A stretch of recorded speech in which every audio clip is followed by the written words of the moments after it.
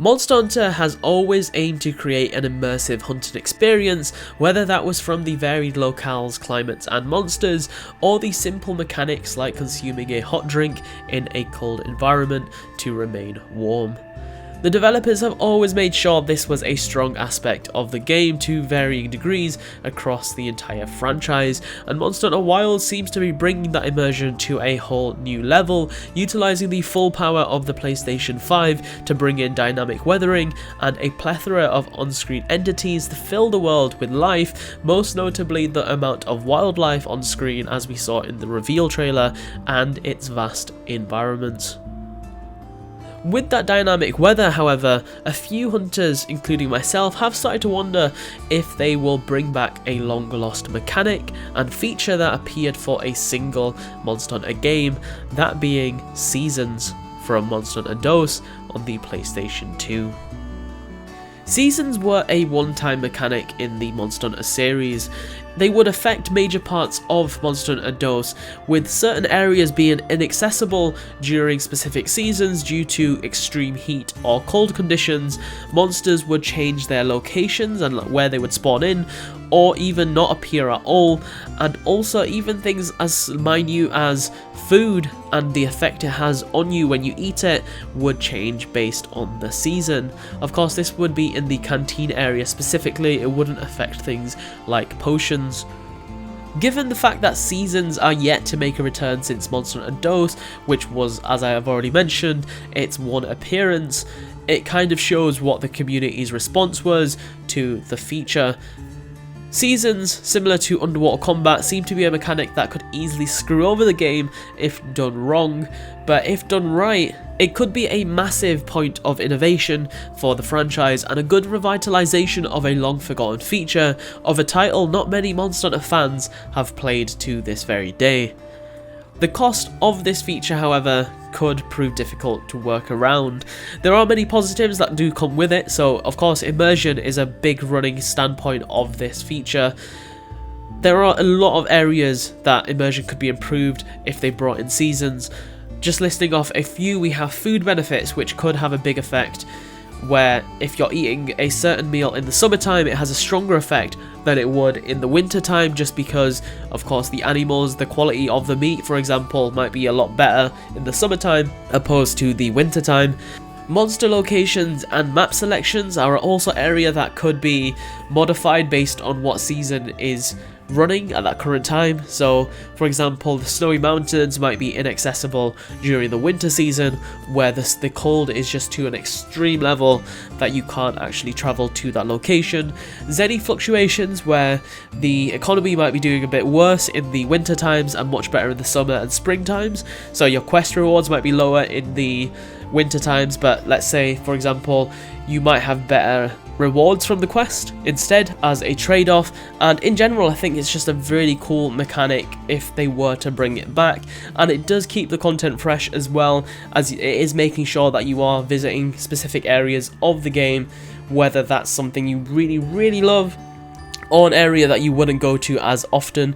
It does help to make sure the player is traversing all aspects of the game, and it just adds a bit more replayability as the monster locations are switching up, so you're fighting monsters in a varying selection of locations, and also maps are changing based on what is going on for that specific season.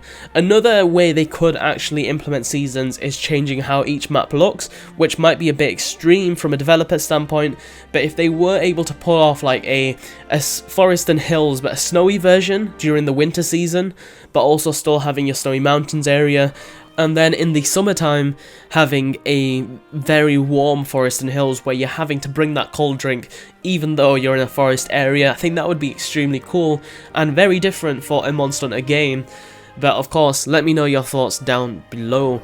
As for the negatives, of course, season preference is one of the key ones. If you are really specific to a season that you enjoy the monster selection and map variation of, you might just not play the game when it's the wrong season and only play it at specific points. This of course could be a massive turn off for many people. Farming's another one that could be quite tedious to work with. If there is a monster that does become inaccessible due to it being winter time, for example, and there's extreme cold, snowy mountains is locked out, that might be a turn off for some people, as you might be halfway through farming a monster, season change, and now you're stuck without the ability to farm that monster. Once again, these are just things that I'm bringing up as a point of discussion. You might have a way that they could work around this, and I definitely look forward to reading how the comments are gonna continue this discussion down below. And the final negative I've pointed down for myself is online continuity. So if we do have seasons, I'm not sure how they would want it to work. If they would want a overall season where everyone is on the same season for the same amount of time, or if in the offline mode you have a specific season that you can modify so you can sleep through it, for example, and then on online servers it has one that's for everyone.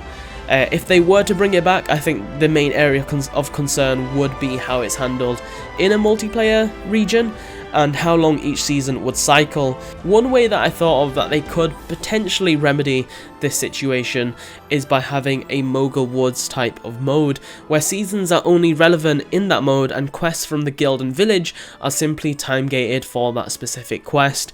So if you do go into, say, Star 4, a quest to Hunter Rathalos, that will be locked tonight and that specific season.